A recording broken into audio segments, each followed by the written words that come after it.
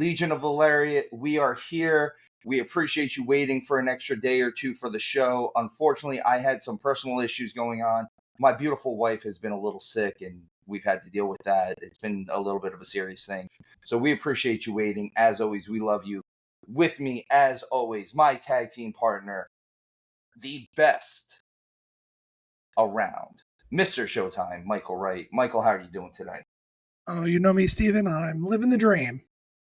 Whew. Well, as always, we are going to go right into our nonprofit, which is going to be Tap Cancer Out. Guys, we are trying to raise $1,000 for this organization by about October.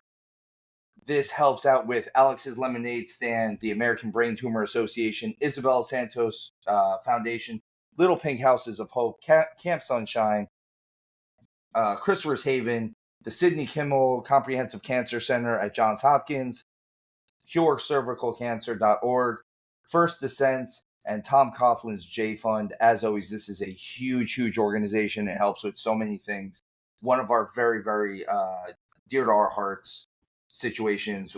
We appreciate any help that you have with this. Information will be in our descriptions for this episode, whether you're watching on YouTube, on Spotify, listening to us on Spotify, on Apple, whatever it is, that information will be in our description. Also, we did do a Money in the Bank review episode for the PLE. With that said, this episode will have some spoilers for Money in the Bank. Spoilers. This episode is being released on what will be July 11th, which means that the PLE has been over for about 5 or 6 days now. You should have known what's going on by this point, as far as we're concerned. It's a wrestling podcast. We talk about Raw every week. We talk about Raw every week. So if you want to see what we reviewed on Money in the Bank, go watch or go listen to that. Watch that. We do appreciate you doing it. You should listen to it before this one, or like right in the middle of our WWE. Maybe go right in the middle, like oh, this is where we're gonna stop. Mm-hmm. And then we're gonna do it. We're gonna time travel a little bit because we're gonna go from SmackDown to Raw. So. And I hear the host of that review is way more handsome. He's a charming guy. He's something. He's a guy. He sure is. All right, right into wrestling news around the world. Big news: Stephanie Vaquer apparently is signing with the WWE. This is huge. She just had a match with AEW like 10 days ago. This is epic. Like, she got over so hard at Forbidden Door. And then WWE was like, "Oh, what a great tryout! Let's scoop that up." Cool. I am excited about this. I'd like to see what she can do. I think she's gonna do awesome stuff in WWE. Just judging by what the women's Money in the Bank ladder match looked like, I think she would have fit in perfectly in that match. Like did anything fit in perfectly in that match? Nothing, but I think in a good way. I swear, I'm not throwing shade at that match. I think she fits in perfectly with this women's division. I think she looks athletic. She has enough size, and just we gush over Stephanie Vaquer after her match against Mercedes Moné. We became fans of her more than anything else on that. So I'm excited to see what happens with this. I'm going to go a little out of order on our show doc on this one, Showtime. And that's because Motor City Machine Guns, I will say this, we reported this incorrectly, as pretty much every other wrestling website did or news site did at this point. Speak for yourself. They are still free agents. So there has been talk that they are getting interest from the WWE. I think with them going a little smaller with their tag teams right now, this would be a huge pickup. As far as the main roster goes, they have tag team champions that are a little bit smaller in stature, and putting the Motor City Machine Guns in there gives some of these still experienced tag teams awesome people to work with. I would love to see Motor City Machine Guns versus Balor and JD McDonough. That would be an awesome match. I think they might tear down the house. You might have to put that on kind of late in the card just because of it. To go along with some of our news, though, we don't normally report on NXT, but since we are doing this a day or two later, NXT this week in general has been huge. At NXT's Heatwave PLE, Ethan Page won the NXT title. Crazy. And then we go into their weekly show, and NXT saw some people coming in from TNA once again. The Rascals reuniting. Wesley looking like he's about to take time away, and Zachary Wentz and Trey Miguel come out, and they reform the Rascals. This is awesome, especially since Zachary Wentz leaving the way he did. He left with a little bit of controversy. There was a little bit with the speak out movement, and unfortunately, I think he was a little unfairly judged on this one, and it took some time for them to distance themselves and now bring him back in because they're realizing maybe he's not the horrible person that someone made him out to be. And that someone also apologized for it later, so that helps in the situation. I love this, especially since it's such a cool dynamic for the Rascals. I say this all the time that they do stuff that is not normally my cup of tea for wrestling, but they do it so differently that it's kind of hard not to be impressed by it. So that is huge. And the last one, Michael, are you ready? Say his name and he'll appear. I believe in Joe Hendry. Joe Hendry comes out for the main event of this week's NXT and tag teams with Trick Williams against Ethan Page and Sean Spears. This is huge.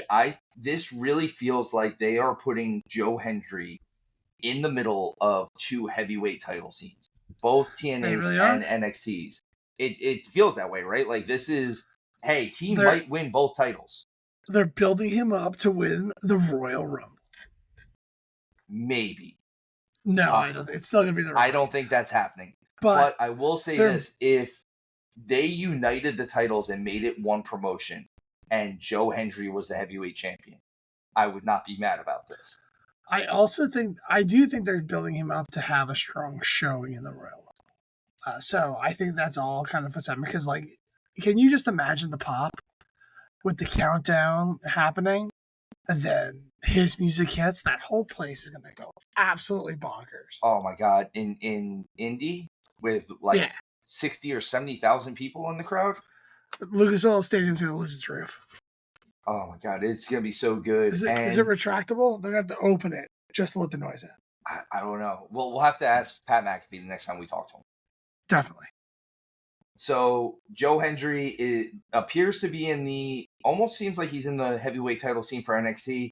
We know he's in the world title scene for TNA. We officially have our 6-man eliminator for Slammiversary main event. Before you move away, that was a fantastic transition. I'm sorry I have to pull you off of it, but we have to mention that Ethan Page won the NXT title off of Trick Williams.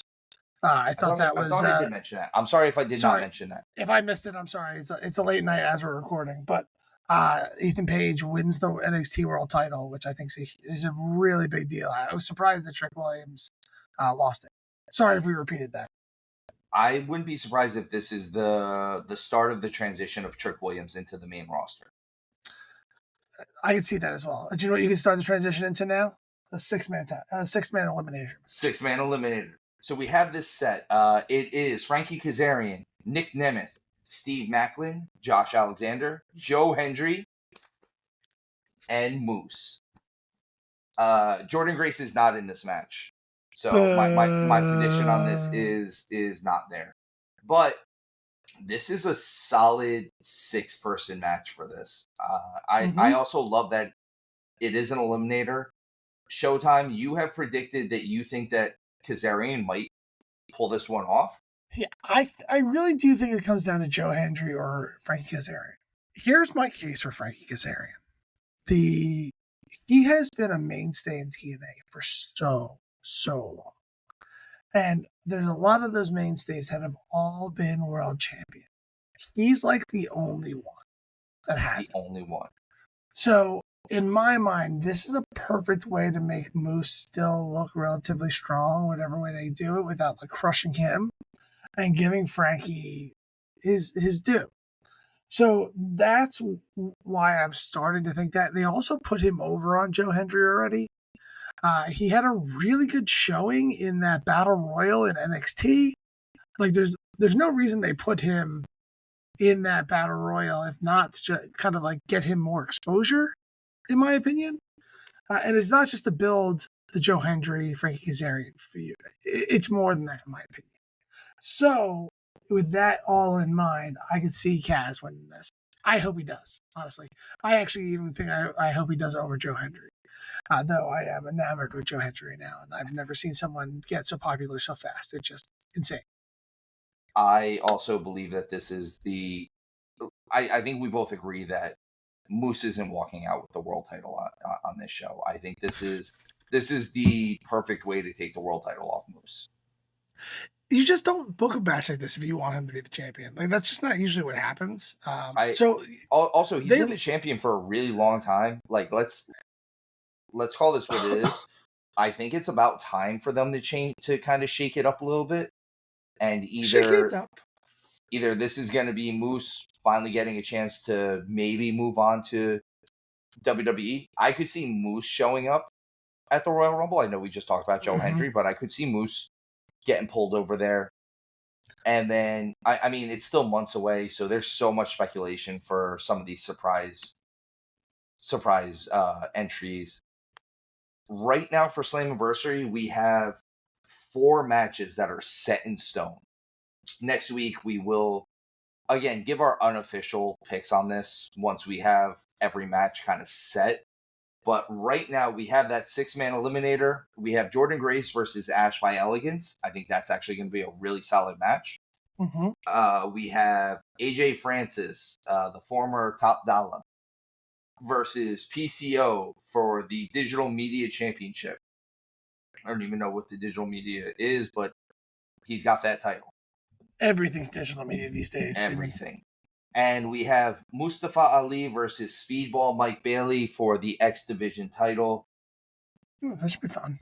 Again, this is, once again, TNA shaping up to be a really good pay-per-view.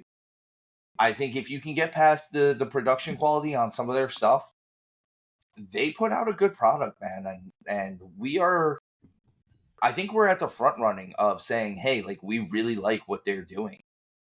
So I love these 4 matches have me excited enough where I'm gonna watch Slammiversary.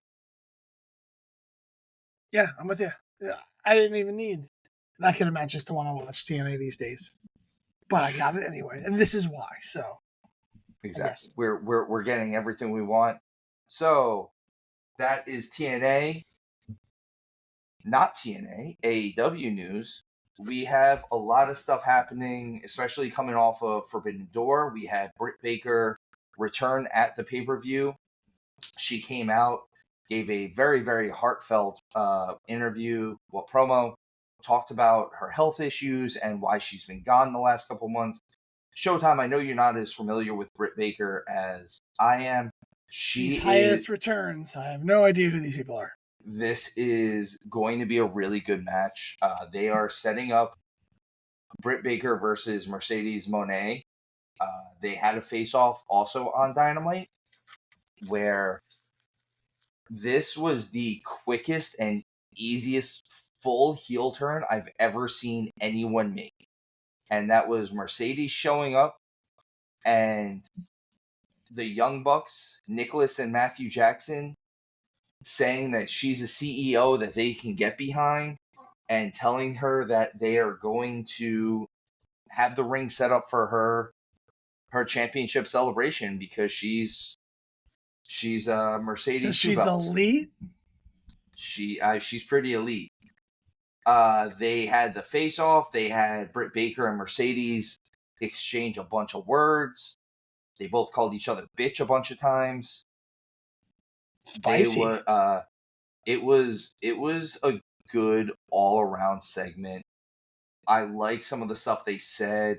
I like that Britt Baker brought up that at last year's Wembley show, Britt Baker was on the show and Mercedes was still hurt, and she called her a broke bitch.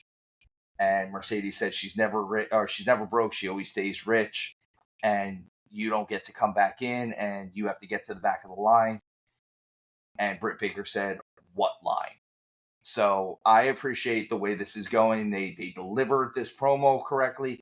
To go along with this, guys, if you've noticed, I'm going to be a little nicer to AEW. I've noticed a lot of the tribalism in pro wrestling.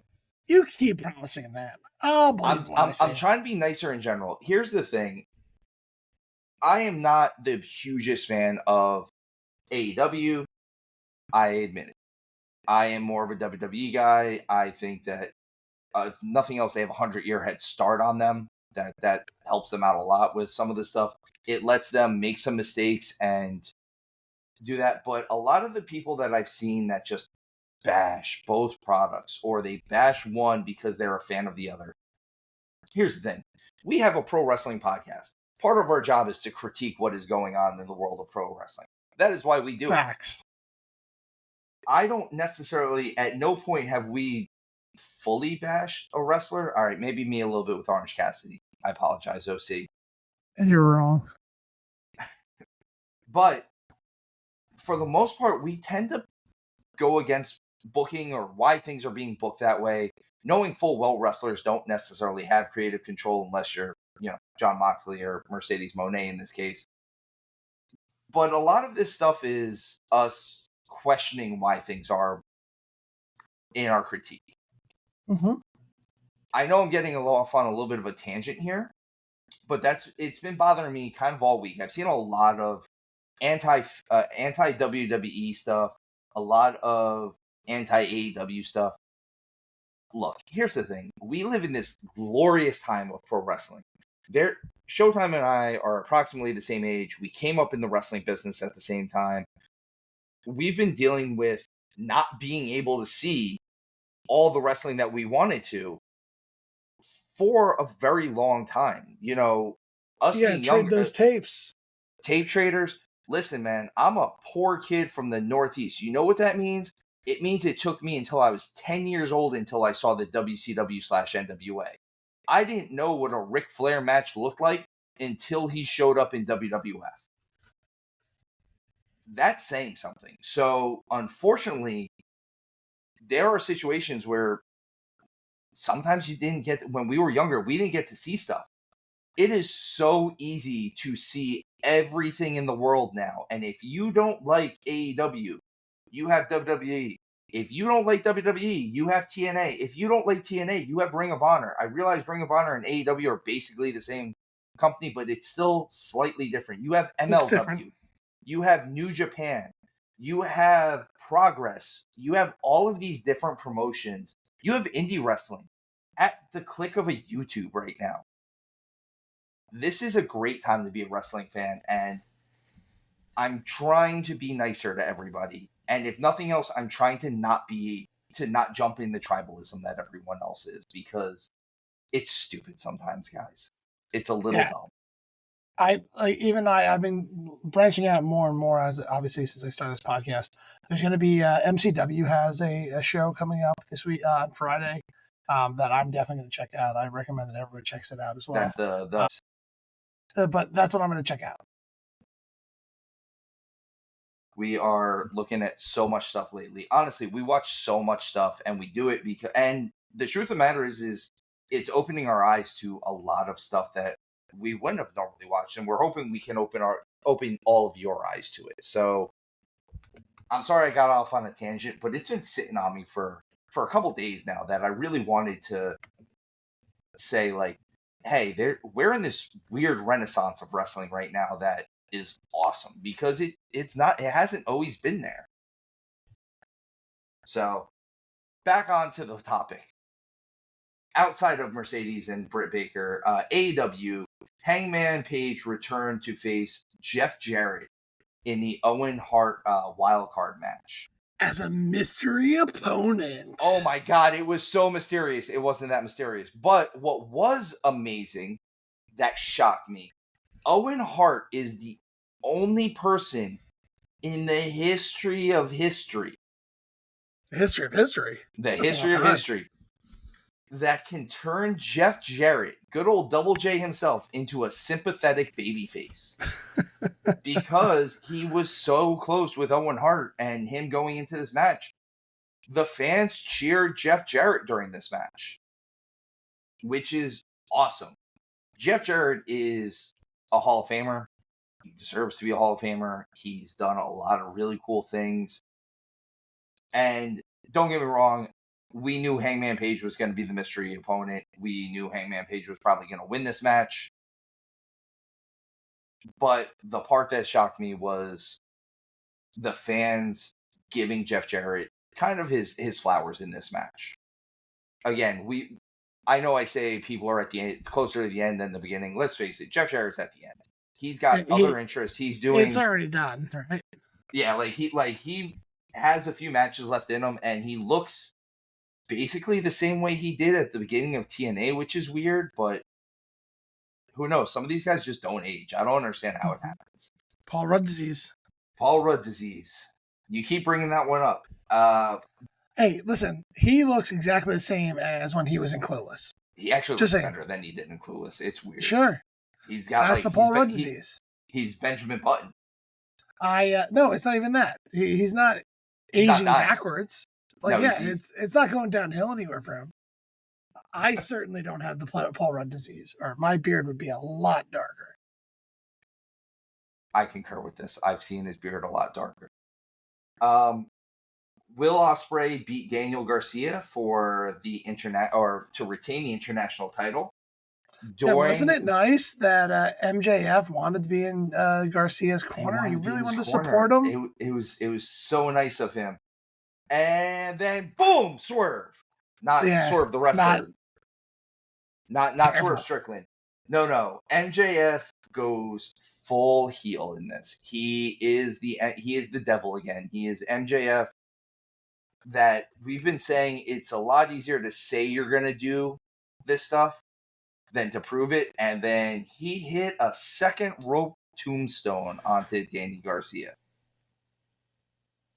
And wiped his blood off, beat up Daddy Magic or whatever his name is.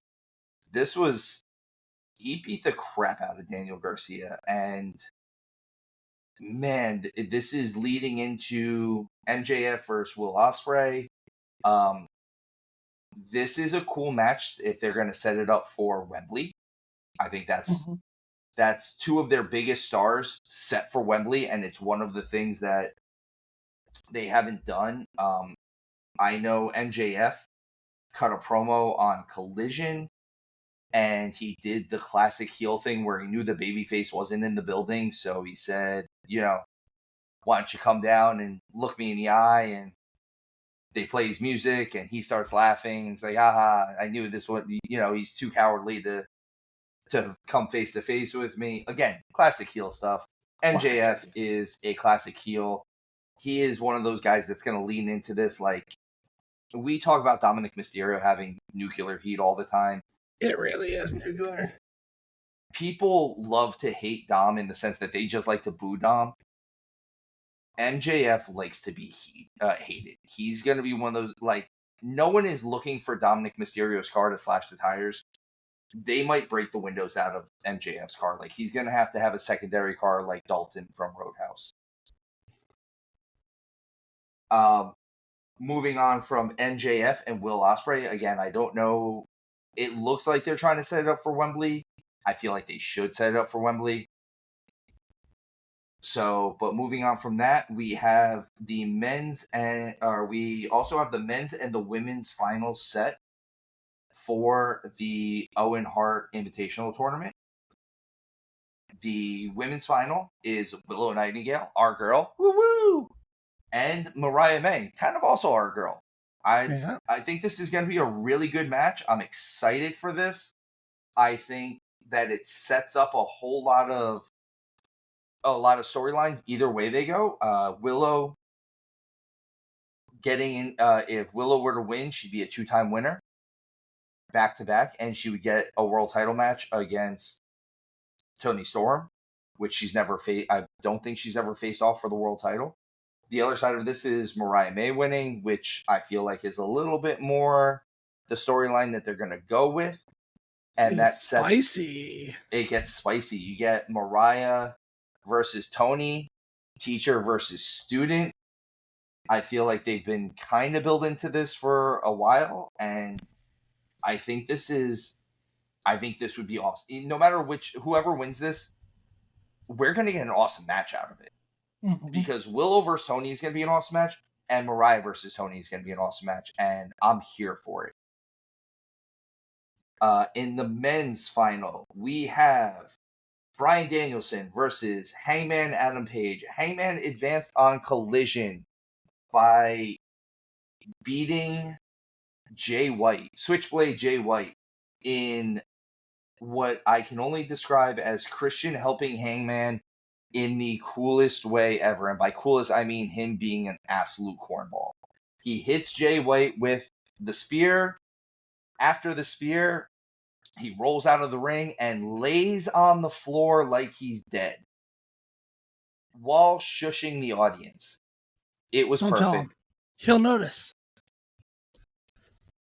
It's even to the point where after they had the match and Hangman cut a promo on it, honestly, it's a lot of what you've been saying with the CM Punk side of things with him and Drew McIntyre. It was Hangman literally bashing the fans at this point. Very Drew McIntyre on this one. But again, they have this history where Swerve Strickland broke into his house. He, smashed bricks over his head. He did terrible things to him. And the fans cheered. To the point where Hangman says he had to move. They had to leave their house. And the fans cheered. This is one of those situations. Fans are broken. Someone broke the fans. They're broken. The fans. I think it's Meltzer. I believe Dave Meltzer. You know what? I buy that. I'm going to go with that one. Dave, Uncle Dave, if you are actually listening to us, because we assume everyone's listening to us, you might have broken the fans.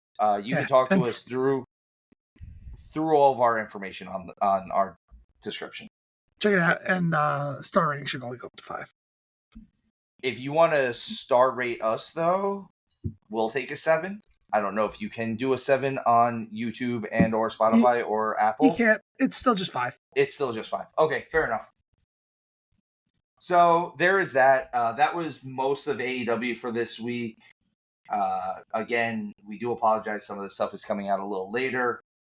But we've also been able to give you a little bit more information. The stuff with NXT, AEW getting a little bit more spicy leading into Wembley. I think we're going to see a lot of good stuff as far as hopefully storytelling. It looks like we're going to get a lot more story for Swerve Strickland as far as being the world champion with Will Ospreay and MJF. I'm just excited to see where they go with this. Oh, and the last thing on AEW, almost forgot this one. This is about as important as it gets. Will Ospreay is no longer in the Callis family. He asked for his release, and Don Callis obliged, acquiesced, if you will. I don't think that this is real. What fart of a see you later. I think he's going to. I think this is going to be the point where either Kyle Fletcher turns on him. Mm-hmm. I think it's going to be Fletcher, honestly. I think it'd be cooler if it was Takeshita so that we could see Takeshita maybe get the international title. I think it's going to be all of them. I think the whole Don Callis family is going to turn on him. I don't even know who's in the family anymore, honestly. I know Roosh is kind of there. I know it's Fletcher. Roosh is there. I think Will Hobbs is there. I don't know. I haven't seen him in weeks. So we'll see. We'll see who. I wouldn't be surprised if everyone beats up on him, but I wouldn't be surprised if the first one to turn on him or the one who turns on him the most is Fletcher. He's got the biggest friendship with him, and that could move Fletcher into a higher status on the card. But guys, that was AEW. Showtime, you got anything else for AEW right now? That's negative. Fair enough. All right, moving on to the other show. Well, the other company. we have WWE Friday Night SmackDown. Friday night going through the motions before Money in the Bank. Going through the motions. So we get Solo Sikoa sending a message to Cody Rhodes and Roman Reigns. Obviously setting up for both the PLE as far as Money in the Bank and probably for what we would assume is SummerSlam. The promo was good. I thought that the dark room and everything they did with it was really, really good.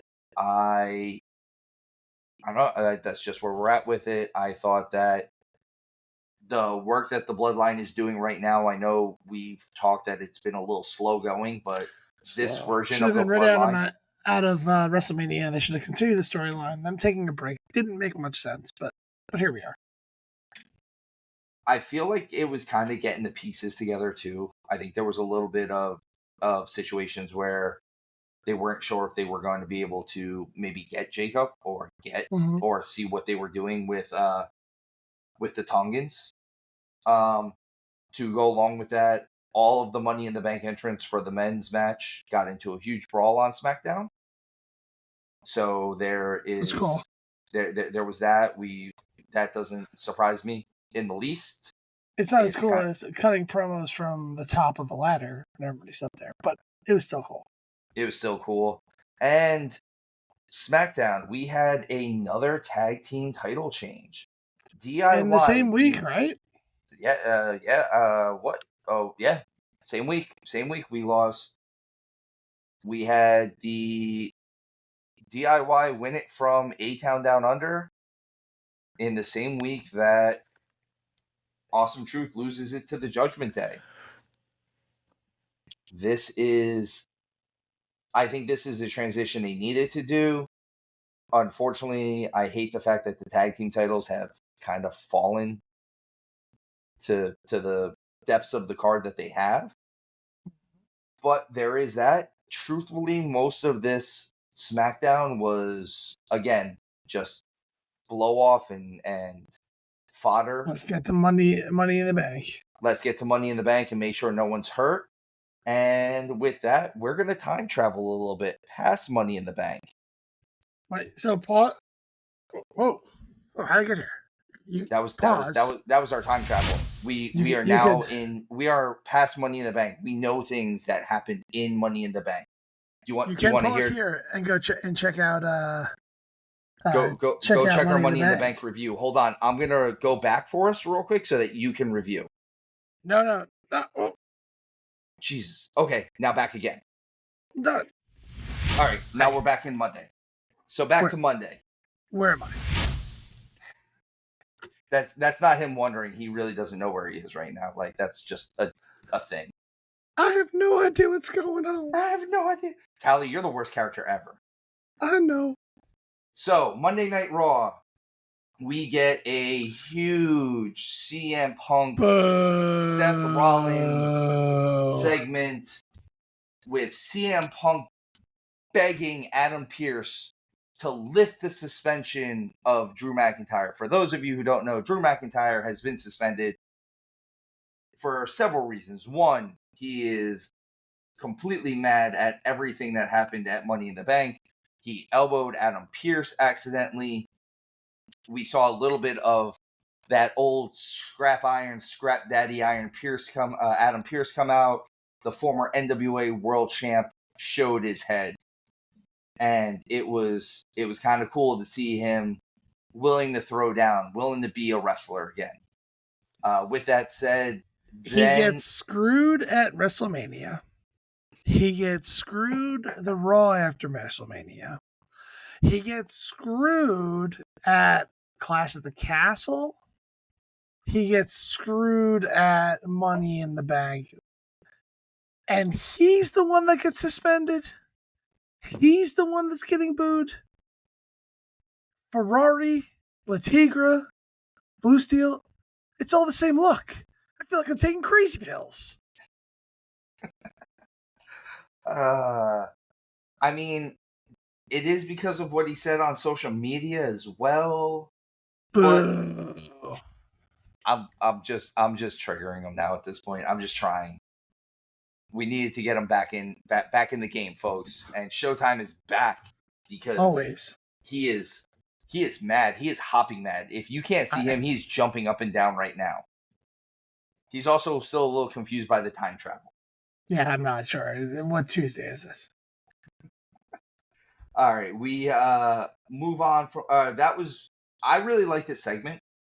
I thought I thought this gives us again, WWE has this wonderful problem right now, and that's whether they're going to move on from Punk and Drew right into Rollins right now, if they're going to keep Drew being suspended, if they're going to go to Punk and Drew right now in SummerSlam, and then move on to Rollins. This is a really good problem for them to have. There's a lot of routes that they can go where they're drawing a lot of money. And let's face it, that's the name of the game, is drawing money. And get those butts and seats. Get those butts and seats. Get people buying Peacock. Get people buying Netflix for next year. They are doing a great job with this. And Steven, I'm gonna pause you real fast because I agree all of that stuff. The one thing on the Money in the Bank review that we didn't talk about, that I'll kind of give a sneak peek right here, is that John Cena, that we couldn't see him, so we forgot to talk about him there. That he had announced his retirement at Money in the Bank. So it seems like he's going to retire officially next WrestleMania. And this is his tour of kind of going through any opponents that are left, hitting all of the best high spots, hitting the Royal Rumble. A scotch on this one. He is retiring in 2025, he said. Oh, yeah, it's the end of the year, right? He said he wants to go a full year barring injuries. Yeah, you're right. He said on his social media, this WrestleMania will be his last WrestleMania, no matter what. But he will absolutely be done at the end of the year. This is his last WrestleMania. I'm hoping that they book him strong. I hope he comes through. I wouldn't mind. I know a lot of talk has been maybe giving him and Randy one last match for the WWE title. I don't want to see him break Flair's record. That's too strong. That's where it's questionable. I think the problem is he's been booked since he's been part-time. He's been booked so kind of not strong that having him come back with a world title run might be a little questionable. I would like to see an R-Truth versus John Cena rematch. Let's do it. Teacher versus student. R-Truth versus favorite wrestler growing up. All the knuckle shuffles. Honestly, Cena, thank you. I know for a long time it was kind of cool to hate on John Cena. For a dude who has done more Make-A-Wishes than anyone in the history of everdom, and still just produces a huge work rate. Just thank you, John Cena. We appreciate you. For someone who we haven't been able to see, we're happy you were here. Yeah, he's actually right here with me right now. I'd say I see him, but I kind of see a shadow behind you, and it's waving. Moving on through Raw, we get Braun Breaker attacking Sammy. This is kind of a rebuttal for him losing the IC title match at Money in the Bank.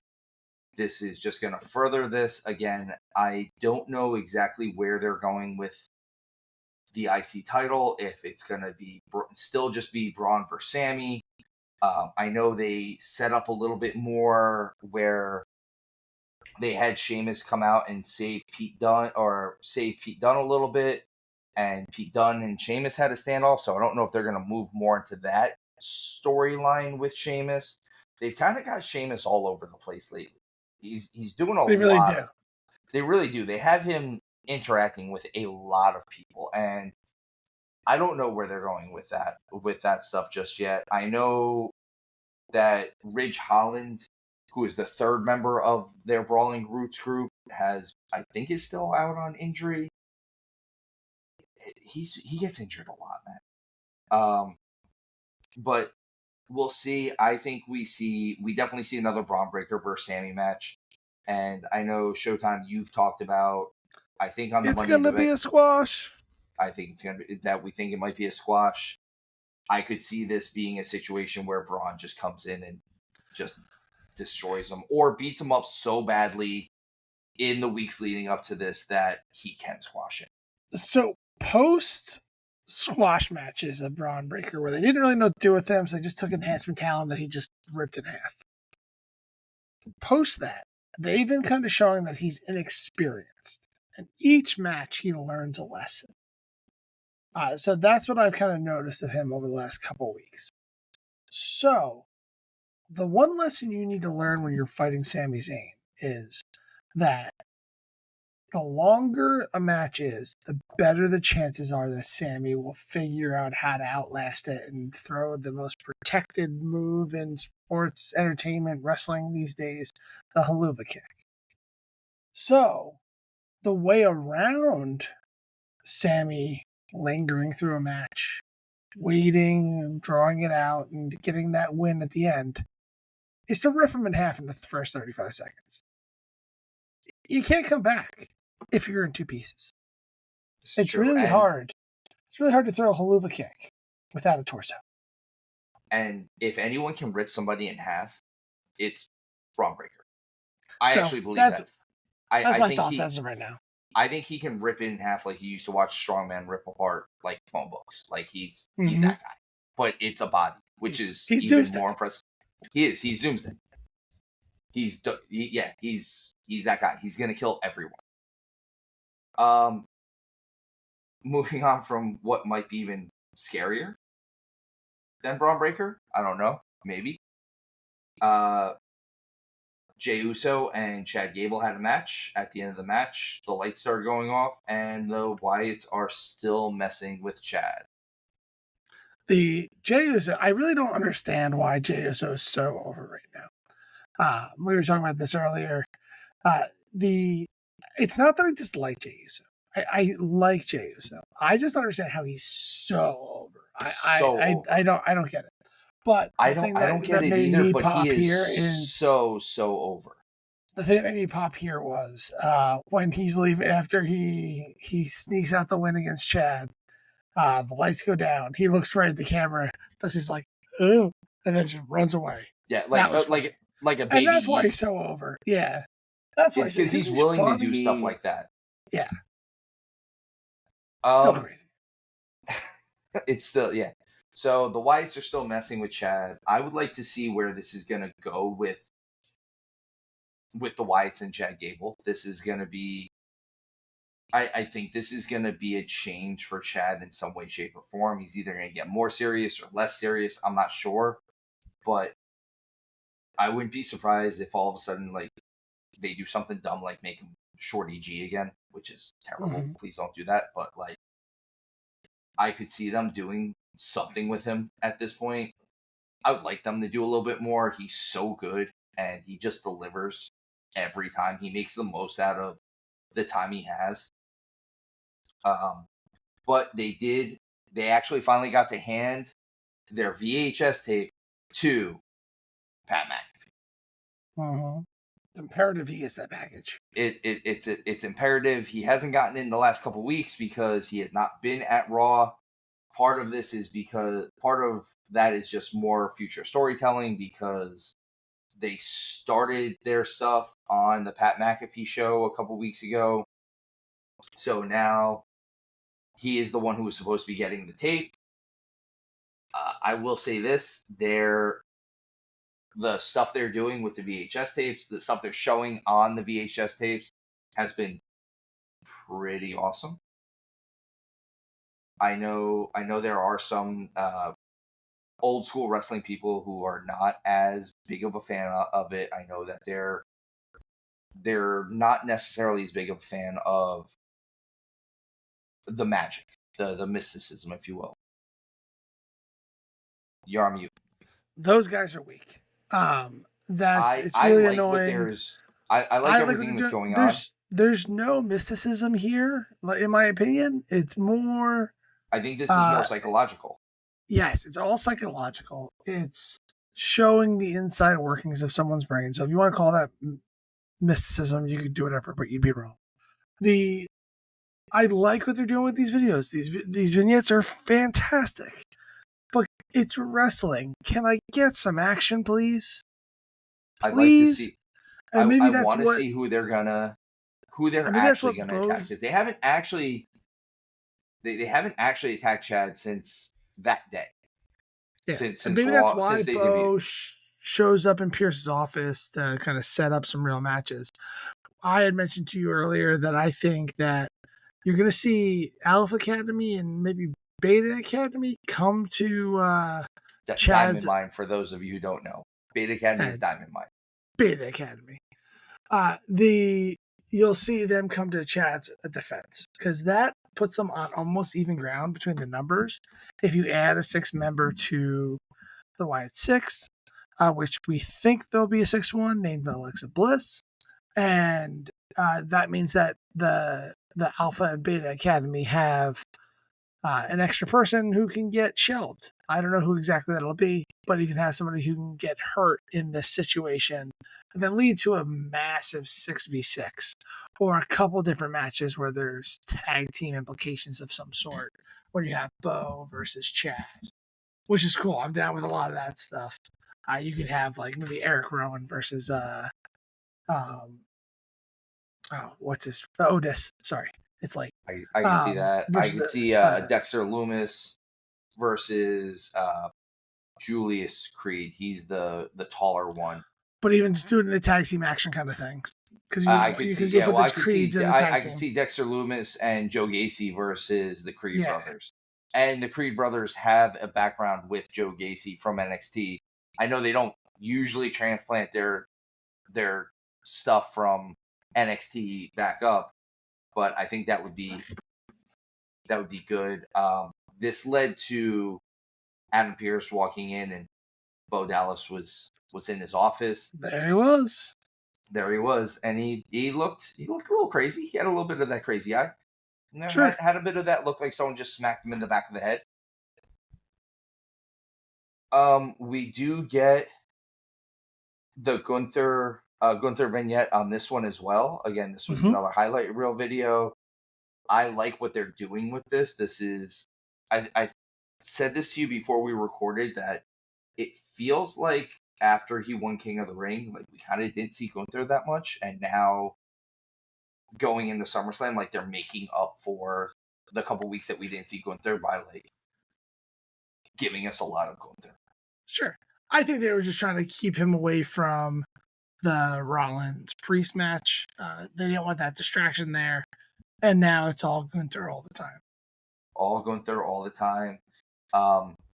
Gunther versus Priest at SummerSlam. That is one of the only matches that we have set at this point, if I am correct. And Priest threw out the gentleman's agreement that they had against that he had with Rollins. What a waste! Now Rollins has no reason to be angry with Seth, with CM Punk. Like what? See that? What are we doing? It's how Punk is getting past all this. He's gonna get Drew not suspended, and Punk and Rollins gets to still wrestle for the world title. What are we doing? It is what it is, man. It's wrestling. It's the answer we get a lot of times. It's the answer that we have to give is it's wrestling.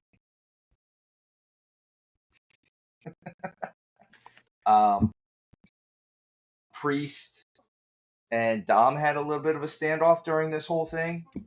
The last couple of weeks, Dom has been saying that Priest sounds like his dad, and Priest this week said no, I think I finally just get your dad's point of view. Like, you just don't take care of business the way you should.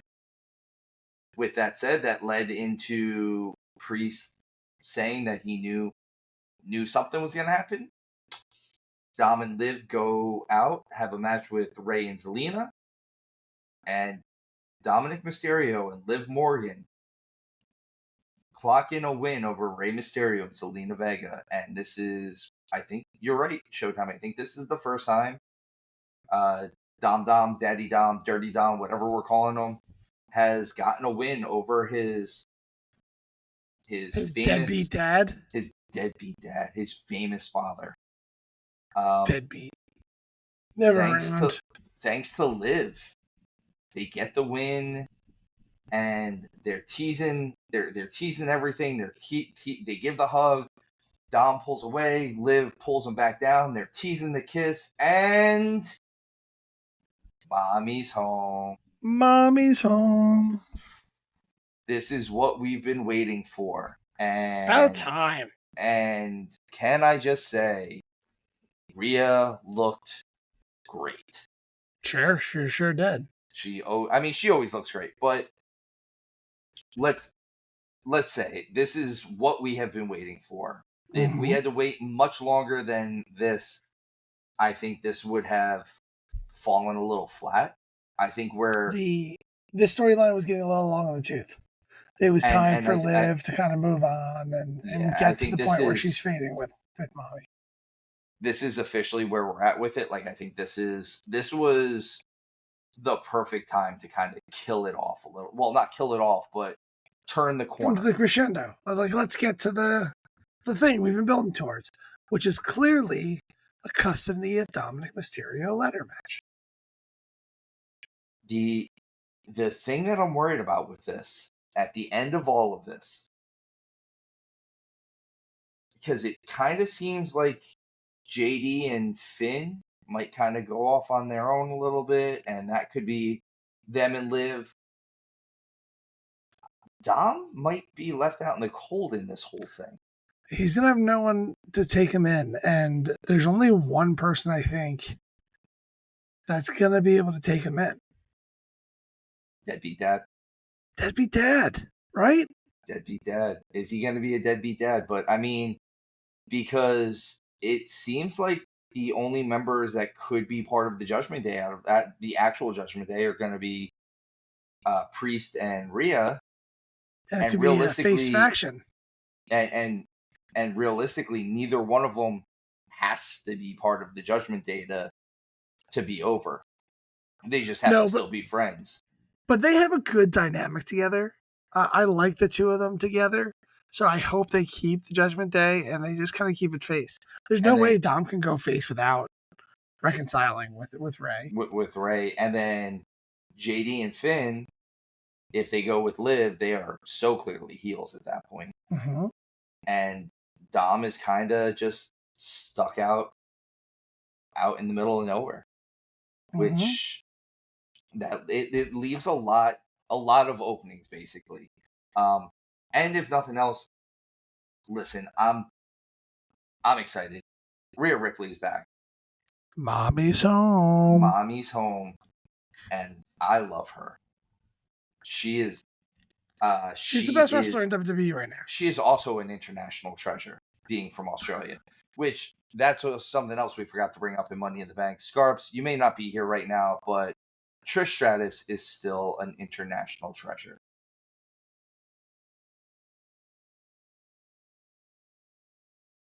Oh man. But yeah, I'm loving everything that they're doing right now. Like I said, I think WWE is firing on all cylinders. So I just think I need more wrestling. That's it. Again, I agree with you. I think we're gonna go to a spot where I think the comfortable spot for at least pay-per-views is still that in between. We don't need 4 hours. We don't need 2 hours of wrestling. I need 3 to 3.5 hours of solid wrestling program for a pay-per-view /PLE. But folks, we appreciate your patience this week. There's not much more going on. Again, listen to our Money in the Bank review episode as well. Watch that. All of our information for social media, our TikToks, our Instagrams, all that stuff will be in the descriptions for the shows. Thank you again for being patient with us this week. Again, I had some personal issues going on, and we love you, and we appreciate that you stand by us through thick and thin, or at least through thin. Sometimes thick is a little hard. Showtime, you got anything left to say to the people? I love you. Smooches. Ooh. All right, bye, guys. Have a good night. Appreciate you guys. Bye.